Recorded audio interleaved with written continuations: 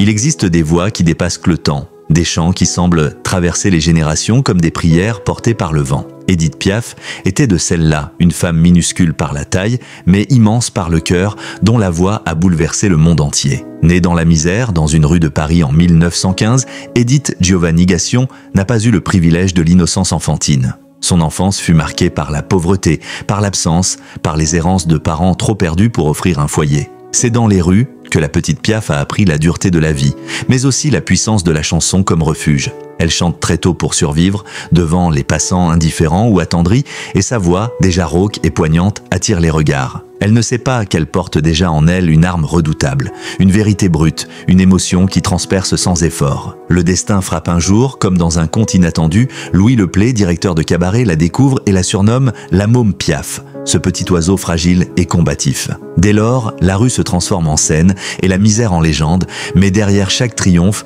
Piaf traîne ses blessures. Elle ne chante pas pour séduire, mais pour survivre, pour expulser une douleur intérieure qu'aucune gloire ne peut apaiser. Son répertoire devient le miroir de sa vie, des chansons d'amour, de perte et de passion dévorantes. Très vite, Paris l'adopte, puis la France entière. Sa voix devient celle d'un peuple meurtri par la guerre, mais avide d'émotion. Chanter pour elle n'était pas un choix, c'était une nécessité. Un cri, une supplique adressée au monde. La gloire l'emmène sur les scènes internationales, New York, Londres, Buenos Aires. Partout, les foules se taisent lorsqu'elle apparaît vêtue de sa simple robe noire, les bras ouverts, comme si elle donnait son âme à chaque note. Mais si la scène la glorifie, la vie privée, elle la brise. Ses amours passionnés sont souvent tragiques, et le plus déchirant de tous sera celui avec le boxeur Marcel Cerdan. Leur histoire ressemble à une chanson de Piaf, belle, brûlante, mais condamnée à l'échec par la fatalité. Quand Marcel meurt dans un accident d'avion en 1949, Piaf s'effondre. Elle n'est plus que douleur et désespoir, et c'est dans cet abîme qu'elle compose certaines de ses chansons les plus poignantes. Chaque mot, chaque note devient une larme.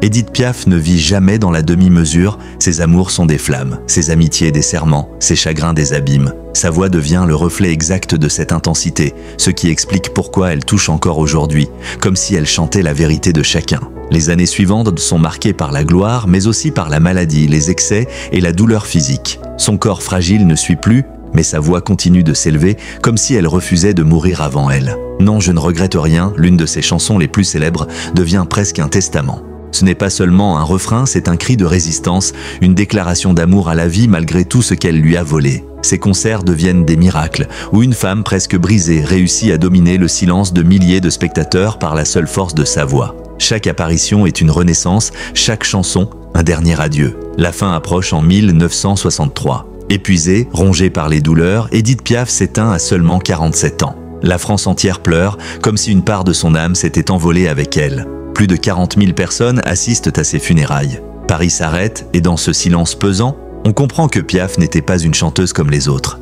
Elle était une incarnation, une mémoire vivante de la douleur et de l'amour. Aujourd'hui encore, sa voix continue de vibrer dans les rues de Montmartre, dans les cafés parisiens, dans les films, sur les scènes. Elle reste un phare pour ceux qui croient en l'art comme une confession, en la musique comme une délivrance. Édith Piaf, c'est l'histoire d'une femme qui n'a rien eu, mais qui a tout donné. Une femme minuscule qui a prouvé qu'avec une voix, avec un cœur, on pouvait conquérir le monde. Elle n'a jamais cessé d'incarner la fragilité humaine et la grandeur artistique. Elle est l'oiseau tombé du nid, mais qui a appris à voler au-dessus du temps. Piaf n'est pas seulement une chanteuse, elle est une leçon de courage, une preuve que la douleur peut devenir beauté, que la vie, aussi cruelle soit-elle, peut offrir une trace éternelle. Et aujourd'hui encore, quand on ferme les yeux en écoutant sa voix, c'est comme si Édith Piaf revenait parmi nous pour nous rappeler que l'amour et la souffrance sont les plus puissants des langages.